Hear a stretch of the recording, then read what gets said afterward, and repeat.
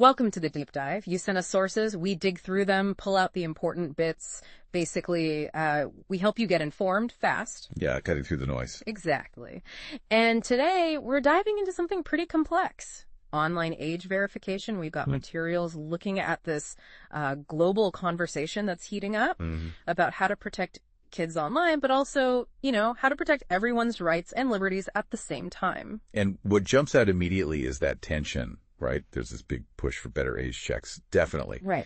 But it keeps running into these really serious legal hurdles, like that Texas law about porn sites. Oh, yeah, I saw that. They got struck down, and now it's actually going to the Supreme Court. Free Speech Coalition v. Paxton. Yeah. It really highlights this clash between, say, free speech concerns and the need for privacy. It totally does. It feels like we're trying to solve this puzzle, but the pieces just don't quite fit. But some of the stuff we looked at today points to maybe a new way forward. Zero-knowledge proofs, ZKPs, and this idea of zero-knowledge identities, ZKIs. Yeah, that's the really interesting tech angle here. Okay, so let's unpack that a bit. The core idea, as I understand it, is you can prove something specific about yourself is true. Like, say you're over 18, but without actually giving away the private details, like your actual birthday. Is that basically it? That's exactly it. Imagine proving you're old enough for something online, but without flashing your whole driver's license, your date of birth, your address, all that stuff. Okay, that sounds potentially huge. It is. And, while we're focusing on age verification today, you can see how this tech could branch out. Right. Like, think about online gaming, maybe even secure voting down the line. Lots of possibilities. But maybe first we should talk about why the current methods, why they're kind of falling short. Good idea. Because the sources definitely lay out the usual ways companies try to check age now. Yeah, the classic. Like just ticking a box saying, yes, I'm over 18. We all know how effective that is. Minimal effort, minimal effect. Then you've got like asking for official documents, IDs, passports. Or financial stuff, credit cards. Biometrics, like facial scans.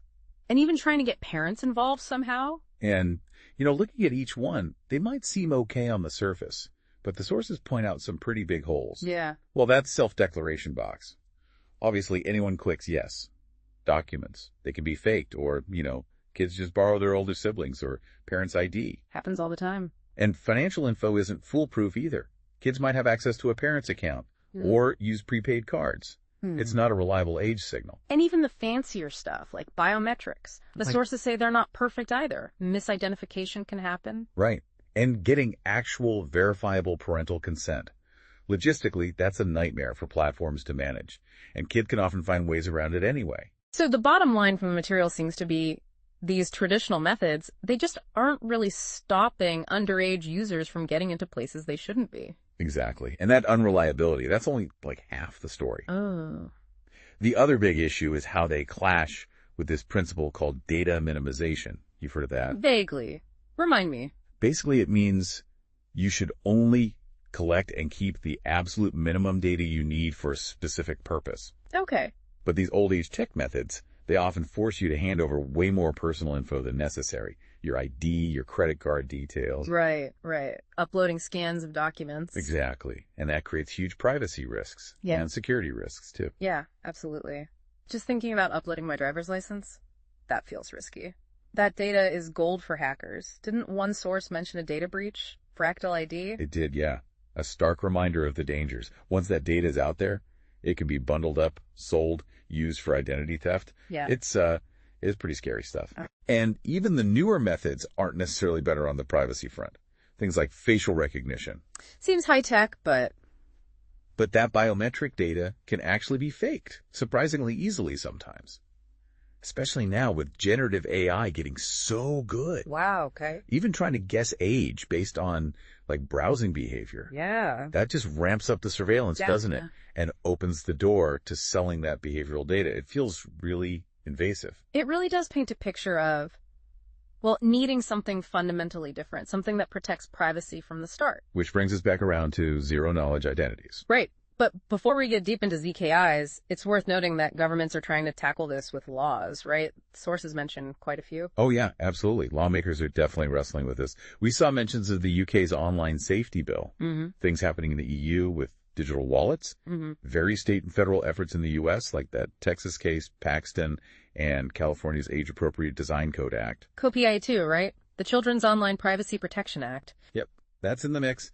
And Australia is even looking at mandatory age verification for social media. So there's a lot happening on the regulatory front. Okay, so let's take the UK Online Safety Bill. The goal seems clear, protect kids, but the sources raise flags. It's a big flags, yeah. Mainly around privacy and data security. The worry is that the methods needed to comply might force companies to collect more sensitive data, potentially creating those honeypots we talked about. Solving one problem by creating another one. Kind of feels that way sometimes. And the EU digital wallets, great idea in theory, maybe, but the current plans don't necessarily bake in that ZKP tech we mentioned. So they could just become another place our data gets stored, potentially less privately? That's the concern, yeah. They might not be as privacy-preserving as they could be. And back in the U.S., we've got the legal battles, like Texas. And California's law, the Age-Appropriate Design Code Act. Sounds good, age-appropriate design, but what are the criticisms there? Well, the sources mention technical challenges, like how do you reliably estimate age without collecting intrusive data? There are also worries it could stifle innovation, maybe define things too broadly, and potentially clash with federal laws like COPA. It's complicated. A legal and practical maze, yeah. Definitely. And Australia's social media age verification mandate. Similar concerns pop up. Privacy advocates worry about creating massive, centralized databases of ID info. Huge targets. Exactly. Plus, concerns about misuse of that data and the impact on free expression, like people using pseudonyms online, and just the feasibility, the cost for companies to implement this stuff. So, looking across all these different laws, there are these recurring themes, aren't there? Privacy risks from data collection, surveillance worries, potential government overreach impacting free speech, and just the sheer difficulty and cost for companies to actually make it work. Right. And it's these kinds of problems that make the ZKI approach seem so appealing, potentially. Precisely. It offers a way to get the verification done without falling into those same traps. So, yeah, let's dig into how ZKIs actually work, starting with the core tech, zero-knowledge proofs. Okay, ZKPS, lay it on me. What is a zero-knowledge proof? Okay, so at its core, it's a cryptographic technique. It lets you prove that you know something or that a statement about you is true. All right. Without revealing any extra information besides the fact that the statement is true. The classic analogy is like proving, a secret password without actually telling someone the password. Ah, okay. Like proving you have the key without showing the key itself. Exactly like that. And in our context, the statement is usually about your private data, like the statement, my date of birth makes me over 18. Got it. So a ZKI, a zero-knowledge identity, just takes that ZKP concept and applies it to, well, my identity online. Spot on. Instead of uploading your ID to a website, you use your ZKI to generate a cryptographic proof, a ZKP, that verifies you meet the age requirement. The website sees the proof, knows you're old enough, but never sees your actual birth date or anything else. Okay, that sounds much better. How does it work in practice? What are the steps? So, the typical flow described in the sources starts with you scanning an official ID document. Think passport, national ID card.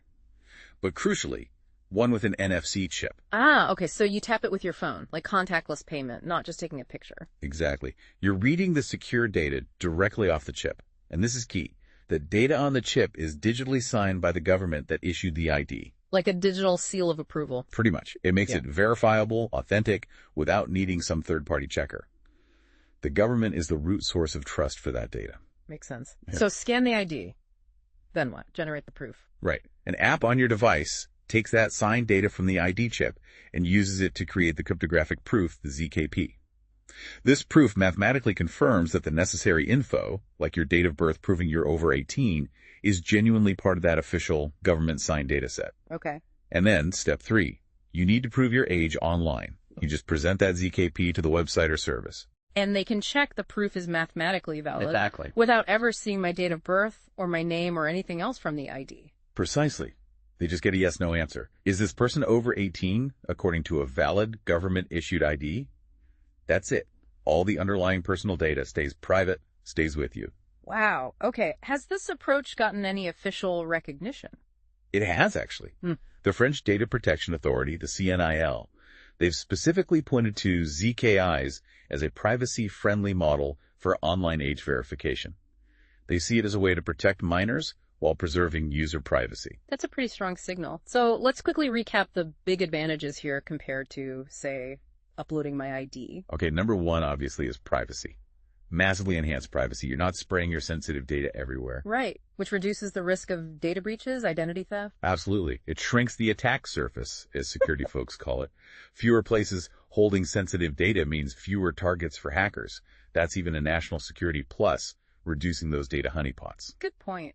What else? User control. You own your data. You decide what specific attribute gets proven, just age, maybe just country of residence, without oversharing. More control, less risk. I like it. And the sources also mention flexibility. It's not just for websites. You could potentially use ZKIs offline too, maybe bridge the gap between the current Web 2 and the newer Web 3 stuff. Interesting, like proving your age in a shop without pulling out your physical ID. Potentially, yeah. Mm-hmm. Or think about banks needing to do KYC ML checks, know your customer, anti-money laundering. Right, regulatory requirements. ZKIs could let them verify the necessary facts. Is this person who they say they are? Are they on a watch list? Without needing to collect and store mountains of sensitive documents internally. Compliance and privacy. It sounds very promising. Are there actual projects doing this now, or is it still mostly theoretical? Oh no, it's definitely happening. The sources listed several examples. There's Anand Adhar in India using their national ID system for privacy-preserving proofs. Open Passport, focusing on proving you're a unique human. ZK Passport for proving nationality and other ID attributes privately. Rarimo, building infrastructure for these kinds of portable identities. Human ID, doing things like uniqueness checks, residency proofs. So quite a few players jumping in. Yeah, building different pieces of the puzzle. And the basic tech flow is similar. Scan a secure ID, generate a specific ZKP on your device, present the proof for verification. And is it hard for websites or apps to integrate this? The material suggested it's getting easier. Like ZK Passport apparently offers APIs and SDKs, developer tools to help integrate it. And a big plus for businesses is that because they don't receive or store the user's personal data, it helps massively with GDPR compliance. Ah, that's a huge incentive for companies. Definitely. We also saw mentions of proof of humanity, linking identity to blockchain, and generally things like verifiable credentials, VCs, and decentralized identifiers, DIDs, are increasingly incorporating ZKPs for better privacy. It's a growing trend. It really feels like ZKIs could be a genuine game changer for online age verification, tackling those problems with the old methods head on. That's certainly the hope and the potential.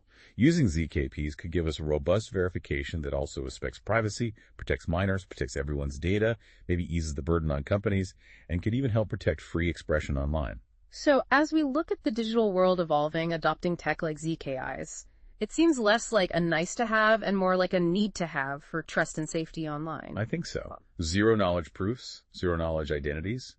They really could be the future for how we handle age checks and maybe digital identity more broadly. It feels like a path towards a safer, more private internet. This has been fascinating, really given me and hopefully listening a lot to chew on.